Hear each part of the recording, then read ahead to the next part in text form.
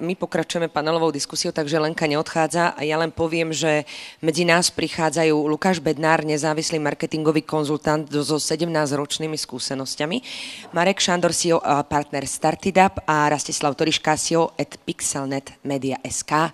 Dnes už sme ich spomínali, patria aj k partnerom podujatia, takže nech sa páči páni, poďte medzi nás.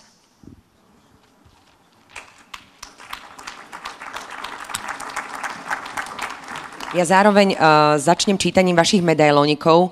Lukáš Bednár pôsobí v vodách online marketingu od svojich 15 rokov, pracoval v najväčších mediálnych a digitálnych agentúrach na Slovensku a v Čechách a viedol obchodné oddelenie najväčšieho mediálneho domu na Slovensku. Dokonale pozná mediálne prostredie z pohľadu agentúr, médií aj klientov. Lukáš bol trošku nešťastný, že o sebe málo napísal, takže ako marketer si teraz môže vstúpiť do svedomia. Marek Šandor pôsobí od roku 2014 ako CEO a partner spoločnosti Startitup Group, je milovníkom kávy a spoznávania rôznych kútov sveta. Pred založením mediálneho domu Startitup Group pracoval v Amerike na svojom tech startupovom Dropy. Následne sa venoval budovaniu mediálneho domu Startitup Group, pod ktoré spadajú viaceré portály ako Startitup, MFK, Odzadu, Fontech, Himba a iné. Tento rok Startitup oslavuje 10 rokov pôsobenia na mediálnom trhu. Takže potlesk aj pre Mareka Šandora a Rastislav Toriška, CEO spoločnosti Pixelnet Media v segmente LED technológií. Začal v roku 2003, kde ako medzi prvými začal stavať sieť veľkoplošných outdoor obrazoviek na Slovensku a postupne pripojil do podnikania portfólio Digital Signage technológií. Takže nech sa páči, Lenka, nechávam vám slovo. Ďakujeme veľmi pekne, takže budeme pokračovať v ďalšej teda diskusii. Marek, začneme teda vami.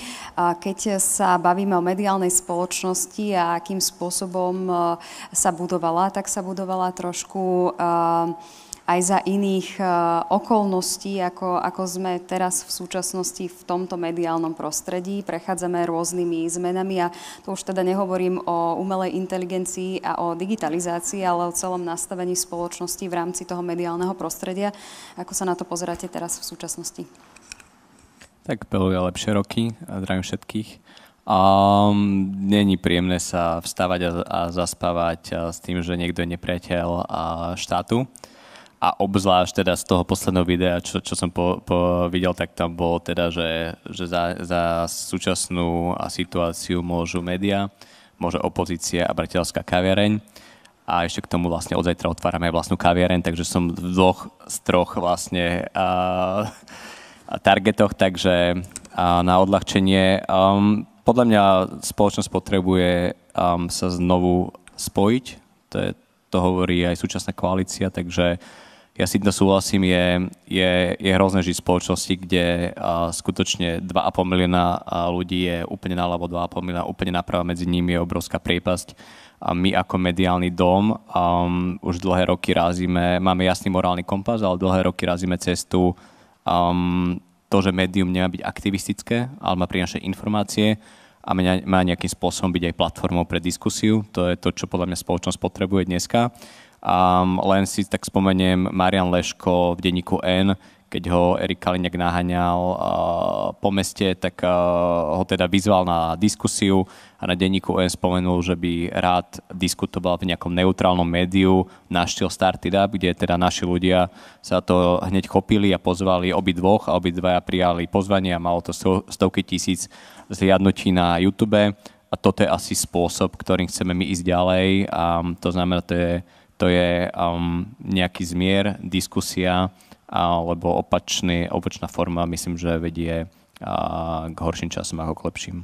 Zmier, alebo teda nejakým spôsobom hľadať ten priestor, ale tam je vlastne v tej relácii ten človek sám, tak to sú asi radi, keď nemajú toho oponenta na tej druhej strane. O to im vlastne ide, aby sa prezentovali bez toho oponenta.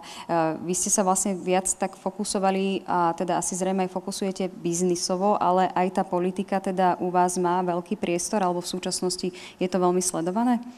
No, v súčasnosti nech to nepôsobí ako lacné PR. Startitup má najväčšie sociálne siete a distribučné kanály, čo sa týka TikToku, Instagramu, YouTube a podobne. No a naša spoločensko-politická relácia Diskusný klub, ako aj nejaké ďalšie, dneska v zásade lídujú v spoločensko-politických diskusiách. Nás teda neteší, že máme menej a menej konkurencie podľa posledných správ, ale áno, že politika, spoločenské dianie u nás robia veľmi veľké čísla. A práve naopak, čoraz viac politikov sa snažíme volať do diskusí, lebo myslíme si, že toto je aj teraz naša spoločenská zodpovednosť, nielen mať one-on-one, kde politik povie, že prídem iba sám a dajte mi dopredu nejaký okruh otázok, ale práve naopak pozývať ľudí do duelu a mať ten diskurs. Lukáš, prejdeme k vám a možno nejakým spôsobom si toho diváka alebo toho konzumenta tých médií nejakým spôsobom ho analyzovať, že či ľudia konzumujú médiá a nejakým spôsobom inak, ako sme tu spomínali, že tie začiatky boli iné ako v súčasnosti. Mení sa to a teda pod akým vplyvom tých celospoločenských zmien alebo práve do toho vstupuje napríklad tá digitalizácia, o ktorej sa ešte teda viac budeme rozprávať. Áno, ja by som to možno povedal trošku z iného súdku, tým, že som viedol obchodné oddelenie najväčšieho mediálneho domu, takže neriešil by som možno až tak content a podobne, ale v zásade médiá čelia rôznym výzvam, a nielen teda tým politickým a obsahovým. Ja som si aj pripravil niektoré tie body. V zásade za mňa sú to napríklad zmena ľudí, zmena kontentu, konzumácie médií, monetizácie a zároveň aj samozrejme nejakých metrík digitálnych. Čiže tých zmien sa deje, možno sa neuvedomujem, veľmi veľa. V zásade, keď to možno trošku rozviniem, tak uvedomme si, že nie všetky médiá sú iba možno nové s mladým kolektívom. Máte tam, nazvem to akoby veľmi komplimentom starých prinťákov, ktorí sa musia učať novým technológiám a my sa stále bavíme o AI a podobne. A predstavte si, že vysvetľujete vašim rodičom alebo starým rodičom o AI a majú to používať. Čiže je to veľká výzva za mňa, nehovoriac o tom, ako sa tvorí content. Tým, že technológie nám veľakrát pomáhajú v zásade tvoriť ten content, tak opäť je to niečo, čo je obrovská zmena a musíme na to nejako reagovať. Ale v zásade ja by som vyzdvihol tým, že som riešil tie obchodné záležitosti, tak monetizáciu príjmovej štruktúry, ktorú má teda každé médium a iné. Zabrdol by som trošku do printového a digitálneho média, kde je krásne vidieť, ako sa mení konzumácia médií, tak v zásade aj tá monetizačná štruktúra sa mení. Samozrejme ten print klesá, tým pádom aj objednávky, inzercia a tak ďalej sa nejako udržuje, prípadne má nejakú klesajúcu tendenciu. A samozrejme ten digitál sa očakáva, že bude rásť. Nie vždy sa musia tieto očakávania úplne naplniť a sú tam rôzne výzvy. Poviem možno takú osobnú skúsenosť, na čo som stavil ja. Je to programatická reklama, cez ktorú nakupuje mnoho inzerentov. Myslím, že aj Táňa to spomínala.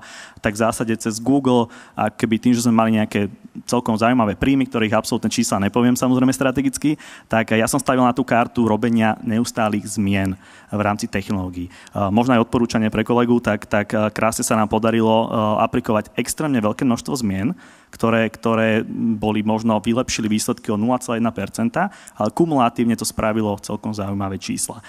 Možno sa dotkneme ešte trošku aj kritický pohľadu médií, zase nie z obsahovej časti, ale reklamnej, keďže ja som za tú reklamu. A v podstate za mňa najväčšia výzva pri prechode z agentúr etablovaných, niektorí zástupcovia tých agentúr tu sedia, som videl, kde sme pracovali na hĺbkových analýzach a podobne, bolo to, že som sa vrátil 10 až možno 15 rokov dozadu v rámci reklamných metrík. Predstavte si, že Google, keď si nakúpite reklamu alebo Facebook za pár eur, tak máte obrovské množstvo metrík a výsledkov a teraz urobíte kampaň za 100 000 eur v médiu a médium vám pošle v maili impresie a kliknutia. Čiže za mňa je to tiež obrovská výzva v rámci celého toho trhu mediálneho, ktorý by som teda odporúčal, aby sme aplikovali tie zmeny čo najlepšie. Áno, aj ja teda som z médií a teda zastupujem tú televíziu a tiež sa v zásade už hovorí digital first, čiže my už ako keby tých nových divákov sa snažíme, respektíve snažíme už nič iné nezostáva udržiavať na iných digitálnych kanáloch, lebo predsa len tú televíziu si už málo kto zapne a tá reklama sa samozrejme aj takýmto spôsobom presúva ďalej viac do digitálu a nie v rámci tej televízie. Aby sme si dali aj také kolečko a potom teda budeme pokračovať aj ďalej v týchto témach, aj čo sa týka médií. Pán Toriška, teda poďme si hneď v úvode sme tu hovorili aj taký pojem a hovorili sme, aby som to preložila, o takých tých digitálnych displejoch, ako sme sa rozprávali ešte pred týmto panelom, aby sme si to vysvetlili, tak ste mi teda ukazovali, že čo všetko v zásade vy si môžeme teda predstaviť pod týmto pojmom a môžeme si vlastne o nich povedať, aké sú výhody v súčasnosti a nevýhody týchto nových technológií. Dobrý deň, prajem. V prvom rade by som chcel pripomenúť alebo povedať to, čo vlastne znamená význam digital signage. Je to v podstate technológia, ktorá využíva akékoľvek digitálne displeje. Tak ako ste spomínali, sú to napríklad, čo je za nami, aj LED obrazovky, rôzne reklamné totémy, tzv. CLV displeje. Sú to aj športové perimetre, rôzne kiosky a môžem pokračovať cez rôzne typy QLEDov a tak ďalej. Výhody by som asi také v prvom rade povedal, že snažíme sa momentálne aj pre nášho terajšieho klienta nahrádzať klasickú papierovú plagátovú formu propagácie na našu technológiu s tým, aby bola plne digitalizovaná a automatizovaná. Aby mal tie výhody, že vizuál nie je len statický, papierový, ale aby bolo aj rýchle nasadenie spotu, vizuálu, aby sa dostala rýchla informácia k zákazníkovi. Môžeme povedať konkrétne momentálne, pracujeme na projekte digitalizácie pre Bila Slovensko, kde pred každý vstup umiestňujeme digitálny totem, tzv. CLV, kde aj bežia okrem komerčných reklám aj produktové kampanie spoločnosti Bila. A potom nasleduje vnútorná digitalizácia, kde máme umiestnené veľmi takú novú technológiu, volá sa to, že Ultra Slim QLED, ktorý je obojstranný, má len 9 mm, čiže ani centimeter. A týmto máme rozdelenú celú predajňu. Hlavnú výhodu aj vidím v tom, že využívame vlastný software, ktorým riadíme celú prevádzku a rozdelili sme prevádzku na určité segmenty podľa typu tovaru. Je to napríklad ovocie, zelenina, pečivo, teplý pult a tak ďalej. A komunikuje sa vždy v reálnom čase na mieste to, čo potrebuje klient odkomunikovať pre zákazníka. Buď sú to rôzne animácie, videá, alebo v konečnom dôsledku komunikácia priamo ceny produktu, nad ktorým sa nachádza zariadenie. Dostaneme sa aj k tej konkurencieschopnosti, aj to, že v zásade toto už je taká nevyhnutnosť, trend, ktorý teda bude len sa nabaľovať a pokračovať aj do budúcnosti. Opäť raz sa teda dostaneme aj k médiám, keď sa pozerám na tie otázky, ako dokáže médium zarábať, koľko percent dokážete získať z inzercie a koľko máte predplatiteľov? Tak to je to čoraz viac komplexné, kedy stačilo, teda pri printoch roky dozadu to bolo jednoduchšia monetizácia, dneska je oveľa komplexnejšia.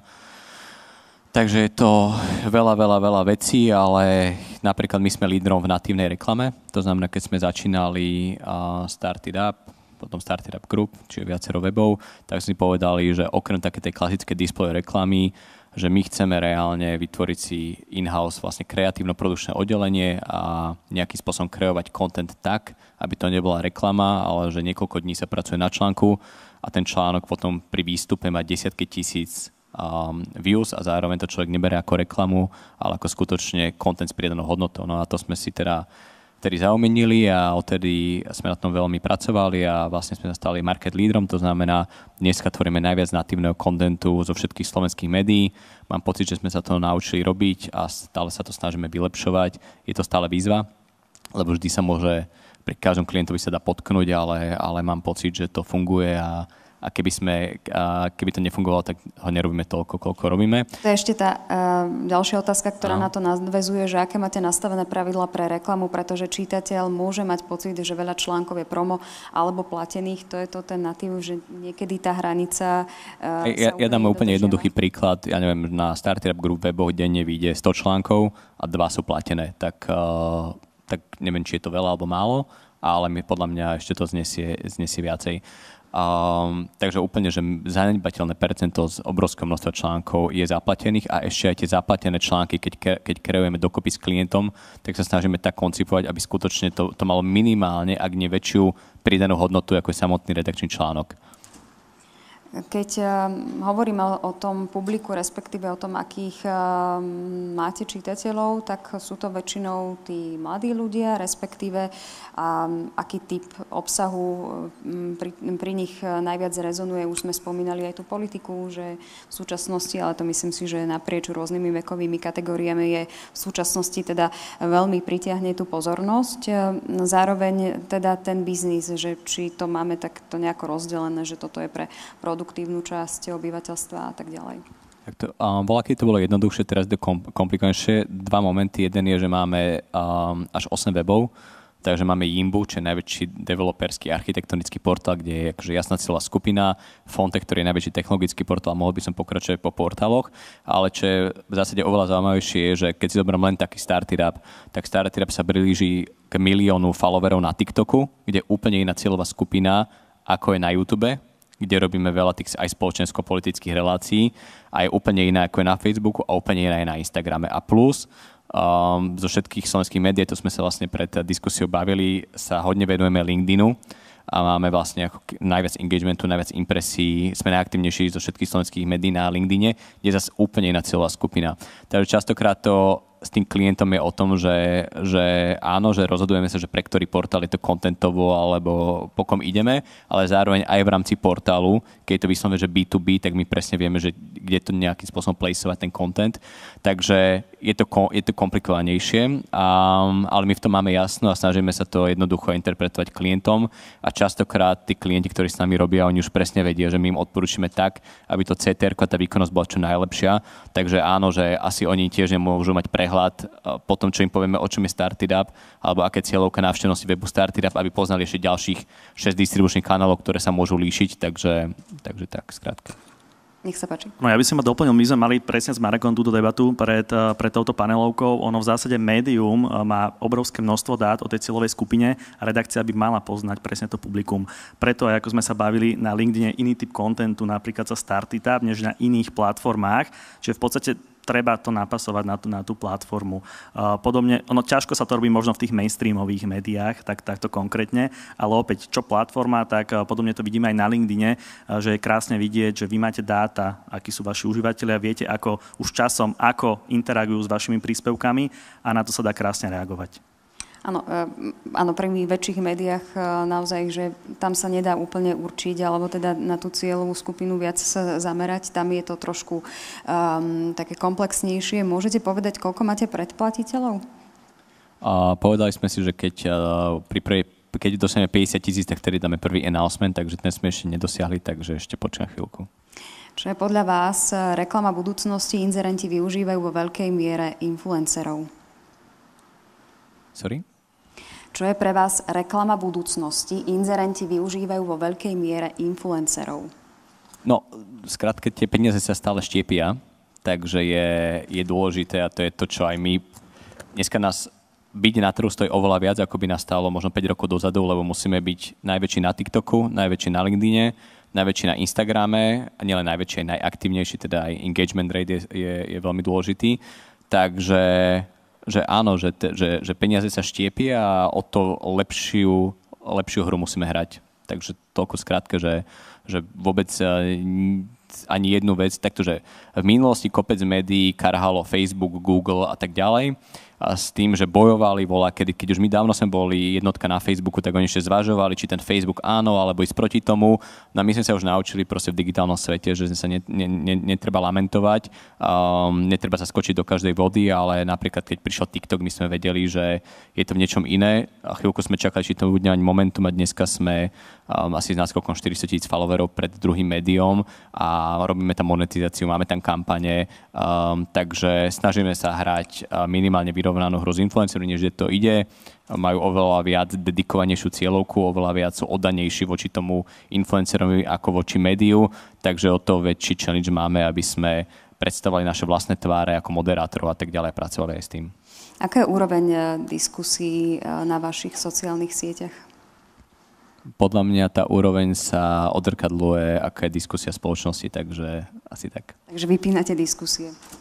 Vypli sme teraz, keďže polícia po tom atentáte poprosila, požiadala, vtedy sme po dlhom čase vypli vyslovene a vypíname, keď už vidíme, že sa to nedá, keď už sa to úplne že zvrháva a nedá sa to ani odmoderovať a neprispieva to vôbec tomu kontentu, ktorý sme uverejňovali, takže tak nejak. Lukáš, chceli ste ešte reagovať? Ja by som reagoval na tú časť budúcnosť reklamy. V zásade ja si osobne myslím, že stále sa snažíme aj my marketéri vymyslieť nejaké nové a inovatívne spôsoby. Ja by som upozornil na to, že veľakrát sa stačí vrátiť ozaj na back to basics a využívať tie aktuálne možnosti. Napríklad aj v podobe distribúcie, že krásne vidieť, keď školím niektoré firmy aj ohľadom LinkedIn reklamy a podobne, že nevedia ani momentálne, čo sa dá všetko využiť. Čiže jednak presne ako aj Marek spomenul, ten budget je nejaké v rámci firiem, teraz keď sa bavíme v rámci reklamy a inzertných peňazí. Otázka je, kto ho vie čo najefektívnejšie využiť. Takže toto je za mňa také, že budúcnosť reklamy, samozrejme môže sa baviť z rôznych pohľadov, otázka kontentu, ohľadom spoluprác a tak ďalej, platformiem, či LinkedIn bude ten, alebo TikTok, teraz keď príde niekedy reklama, prípadne Netflix reklama na Slovensku, ak sa otvorí táto možnosť, alebo Disney Plus a tak ďalej. Sú to rôzne možnosti, ktoré máme. Ja som osobne názoru toho, že my momentálne ešte nevyužívame aj všetky aktuálne možnosti a za mňa je to ten game changer, keď vo firmách sa bavíme o tom, že nestačí, alebo nie je úplne cieľom len navyšovať budget, ale pozrieť sa na tú efektivitu a nielen ohľadom cien teraz, ale aj ohľadom spôsobu distribúcie toho obsahu. Poďme na otázku, aby sme teda zodpovedali to slajdo. Pán Toriška, teda otázka na vás. Aký máte názor na extrémny billboardový smog na Slovensku? No, tak môj osobný názor je taký, že je ho strašne veľa a ja by som to asi nejakým spôsobom dosť korigoval a snažil by som sa, alebo možno, že bolo lepšie vytvoriť nejaké tzv. Zóny, buď zelená, časti, kde môžu byť a časti, kde nemôžu byť, príklad takzvané červenou, čiže určite centrá by som vylúčil a nechal by som len zóny, napríklad obchodné domy, obchodné centrá, parkoviská a tak ďalej. Určite by som išiel do toho, aby sa aj zjednotil nejakým spôsobom formát a časom aj zdigitalizoval, lebo to je to, čo my hlavne robíme. A samozrejme, keď sa aj podielame na vývoji hardveru a softvéru, tak by sme potom radi dodali ten jednotný formát. Pribudla nám ešte otázka, že pre všetkých, teda aké médiá na Slovensku najviac sledujete, Marek, tak bolo by to blbé, keby ste teda začali menovať všetku konkurenciu, aj keď ste teda spomenuli, že tú konkurenciu veľmi teda nemáte. Ale sledujete aj niečo iné? No, pamätám si iba za posledné obdobie, teda moc nesledujem telku, ale ak som sledoval, tak sledujeme s priateľkou bez servítky, keď si varíme a Rúža pre nevestu na Vojo, čo vlastne spoločensky všetci okolo nasledovali, takže sme na to nadskočili. Takže tieto dve veci, čiže Vojo a Joj pri tom, keď ideme večerať. Takže tak. A potom všetko väčšinou zahraničné médiá konzumujem, takže to len na odľahčenie. Pán Toriška? No tak ja tiež veľmi málo sledujem, hlavne televíziu, ale keď už sledujem televíziu, tak u mňa sú to športové kanály a teatry. Tak to ste si u mňa šplhli, ďakujem veľmi pekne. Neviem, čo za to, ale bolo to milé. To si potom pobavíme. Bolo to milé. Lukáš?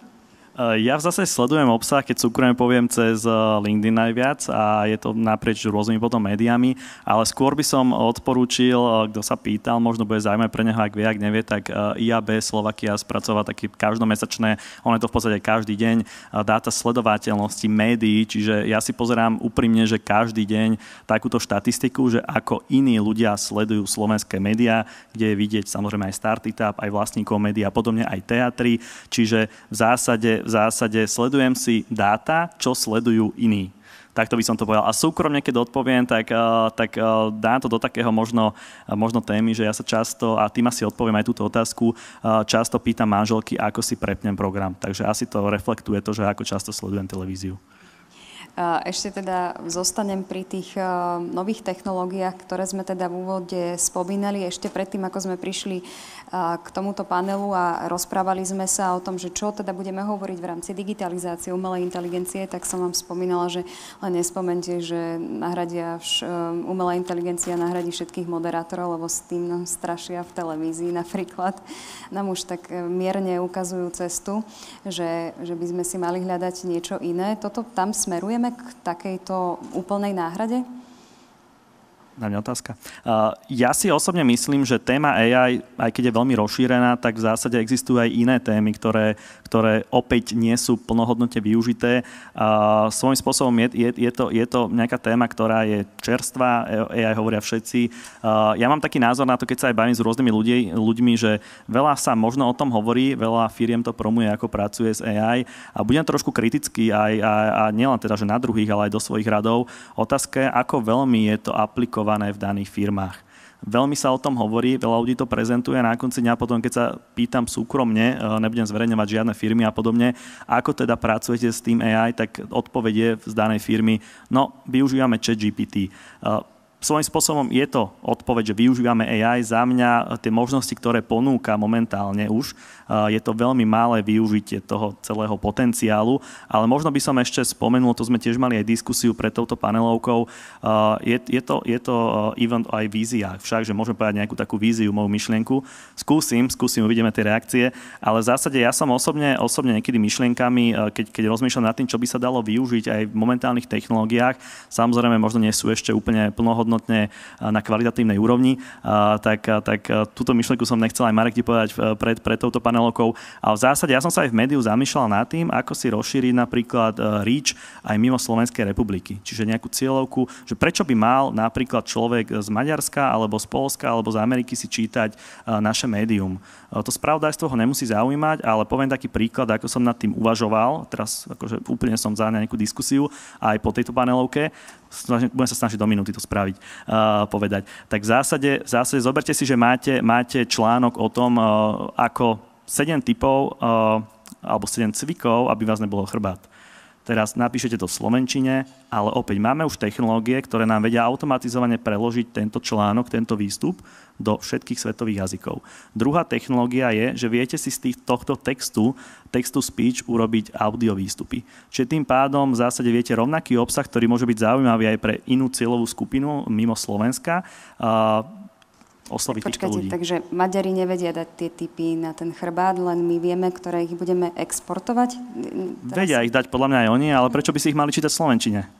Okay. Čiže akoby, že umožniť cez túto možnosť, ktorú máme aj teraz nejakým spôsobom, ale tá kvalita prekladu nie je ešte úplne 100%, ale toto je podľa mňa jeden z takých vecí, že ako rozmýšľať možno aj mimo týchto tém, že ako z toho Slovenska trošku akoby vystúpiť aj ďalej. Ja sa snažím, nehovorím, že toto je úplne tá nosná téma, ale akoby, že využiť aj aktuálne možnosti, ktoré sú. Rozumiem, že médium si nevie dovoliť spraviť toto cez translátor, ale nedá sa to úplne, rozumiem, ale akoby, že toto je za mňa nejaký game changer, ako tú istú technológiu využijú rôzne firmy. Takisto teda na Startup aj otázka, čo sa týka tej umelej inteligencie a tým spôsobom, akým fungujete v tomto prostredí v súčasnosti. No, my to opäť bereme ako výzvu a nie ako strašiaka, aj keď teda chápem aj tomu druhému rozpoloženiu.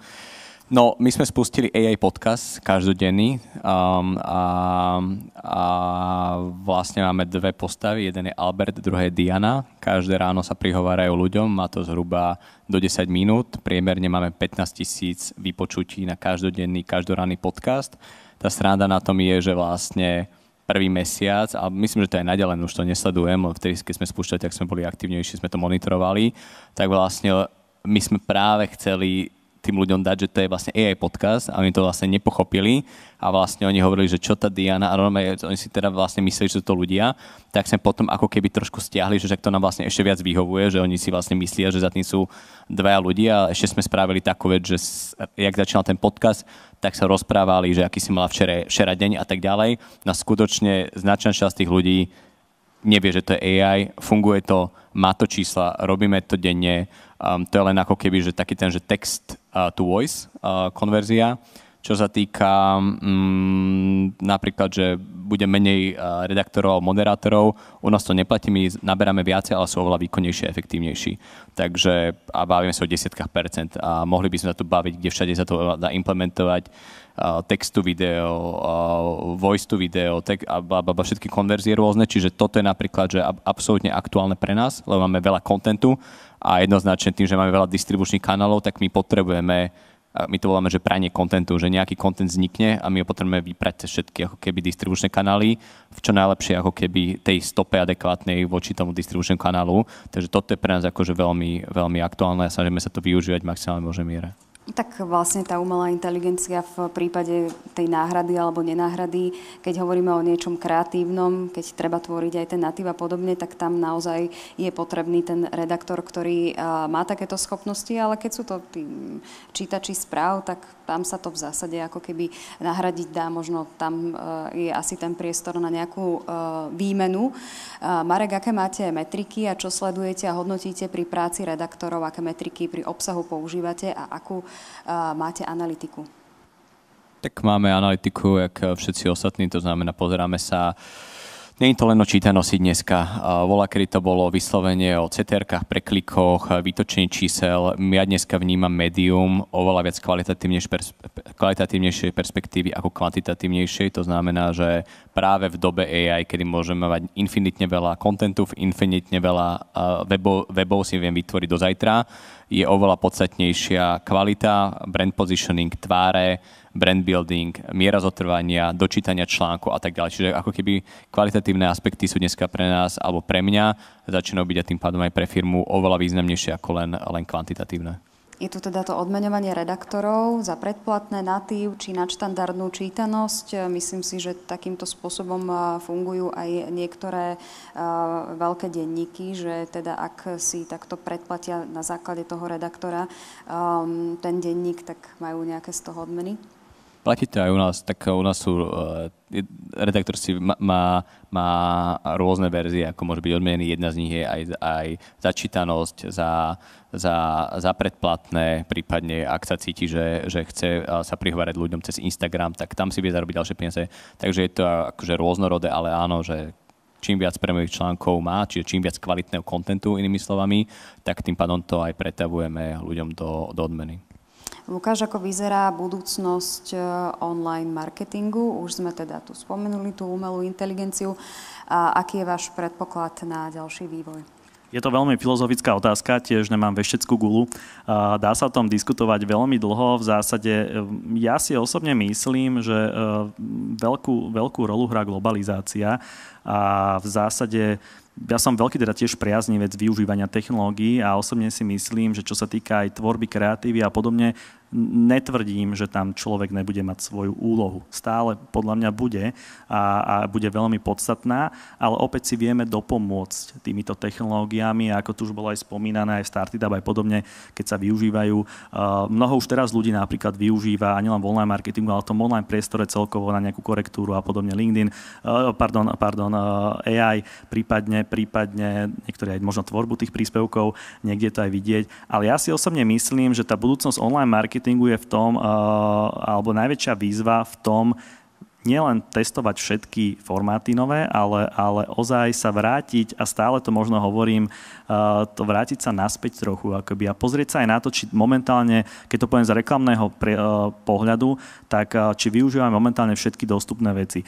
Ono v zásade opäť nastáva to, že my sme v tom kolobehu dennodennom a podobne. Málo kedy sa máme možnosť zastaviť a zamyslieť sa nad tým. A veľakrát je to bohužiaľ fakt, ktorý musíme akceptovať.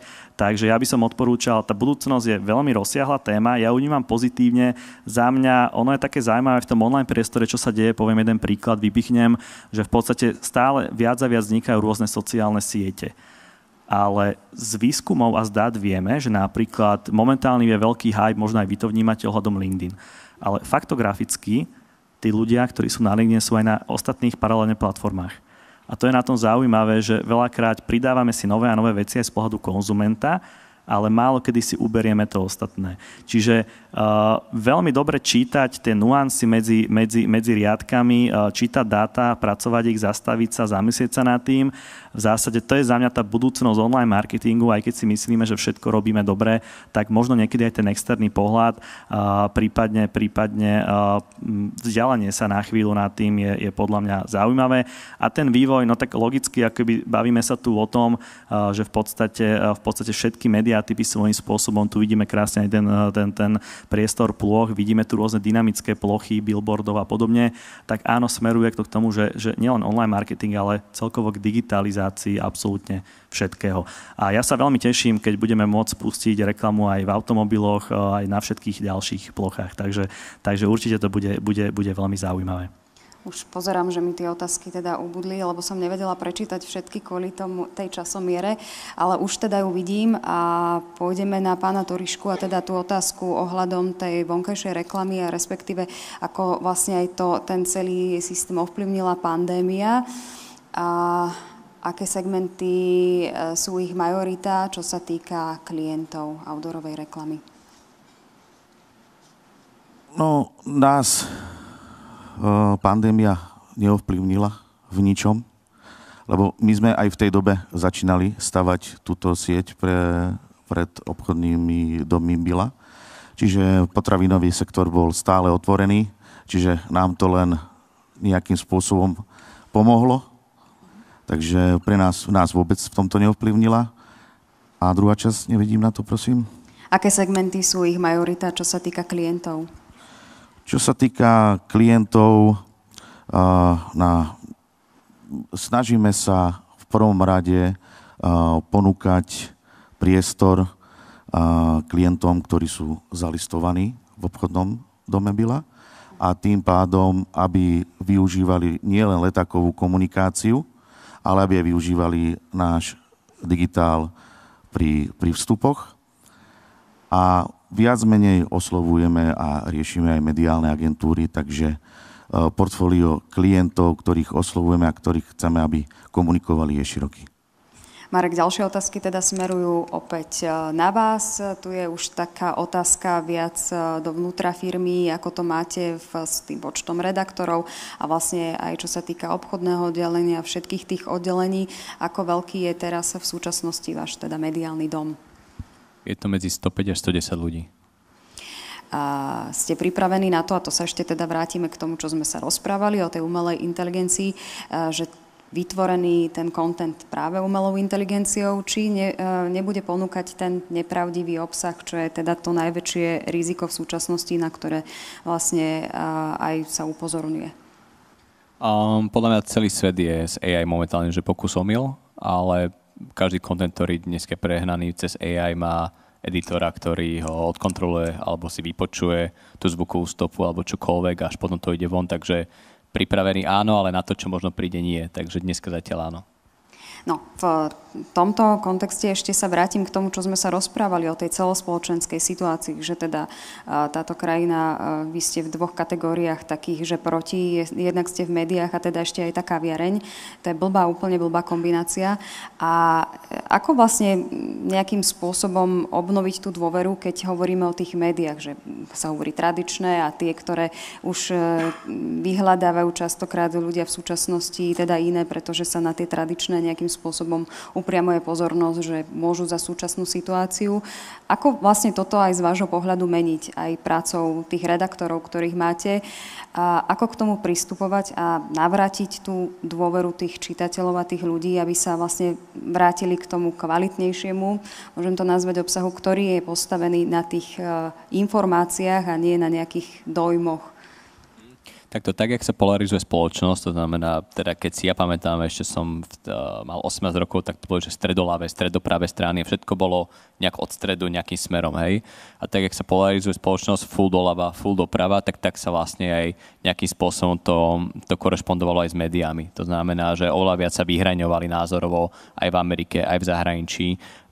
Pokiaľ samozrejme to bolo pred nejakým obdobím, keď nepríde vojna, tak ľudia sa potom majú tendenciu po vojne vrátiť zase späť do stredu a zasa polarizuje tá spoločnosť. Ja si myslím, že ju nepotrebujeme, ale obávam sa takto, že máme rôznu diskusiu na túto tému, nevidím to príliš optimisticky, zároveň, kde zase vidím optimisticky tie médiá, je, že bude vznikať také množstvo kontentu, infinitne veľa kontentu, infinitne veľa neoverených stránok, že ľudia absolútne stratia prehľad, čo je pravda, čo nie je pravda. Do toho AI, to znamená, sa pri večeri stretne rodina, budú si rozprávať rôzne informácie a vlastne možno všetko bude vlastne blúdať a bude to pomerne nepríjemné. A opäť v tom čase kredibilné médiá naberú späť relevanciu. To znamená, lebo ľudia budú potrebovať sa vedieť zorientovať vlastne, že čo je pravda a čo nie je pravda. Teraz teda médiá nehrajú ten prim, ale myslím si, že práve keď vojdeme do tejto AI doby a kde content bude kadejaký a ešte teda to bude malinko horšie, tak práve kredibilita médií späť ako keby pritiahne ľudí a budú veriť tomu, čo čítajú, lebo to bude tá lepšia alternatíva, jak to, keď sa stretnú pri večeri a vlastne ani jeden z nich nemá pravdu. No a bude sa to teda transformovať aj z tej nielen mladšej generácie, ale aj tej staršej práve do toho digitálu, alebo teda bude to také vypuklejšie podľa vás? Ja len teda jeden príklad, majiteľ Teatry teda otvorene vždy hovoril, že vlastne on ani tú televíziu nepozerá, ale všetky tie správy si pozerá cez Instagram a cez tie príbehy, ktoré tam dávame, takže ja neviem, či vôbec mal zapnutú telku a nás videl, kto tam pracuje. A že si to pozerá cez Instagram, to je tá staršia veková kategória, čiže tam sa budú všetci už nejako transformovať, že tam budeme teda sledovať ten obsah, aj čo sa týka spravodajského charakteru, alebo teda formátu? A podľa mňa to korešponduje s tým, že podľa mňa každý tretí sa nalepkuje, že má ADHD, ale to je teda vytvorené sociálnymi sieťami, že sa nevieme sústrediť dlhodobo na nejaký content. Keď kedy sme mohli ísť na 3-hodinový film do kina a nikto nebol na mobile, tak akože podľa mňa každých 15 minút si niekto len dá takú mentálnu prestávku od filmu, lebo skutočne sa nedokážeme sústrediť, teda veľké množstvo ľudí. A to ako keby, že tie sociálne siete, ten rýchly content na TikToku, to rýchlo podávanie správ je v zásade ako keby náplast na to, kde sme sa sami ako keby dohnali, že si teda nevieme pozrieť 40 minútovú reláciu možno na Teatri celú, hej, ale nejaký len výsek z toho a idem ďalej, no, takže. To je veľmi milé, že ste všetci do jedného spomenuli Teatry, to som veľmi rada. A ďakujem vám za to, aj za túto diskusiu. Čas teda nám uplynul, bolo tam teda množstvo otázok, predpokladám, že ešte vám ich budú klásť aj prítomní hostia počas prestávky, ktorú, ak sa nemýlim, tak teraz máme po tejto diskusii. Pani, ďakujem veľmi pekne.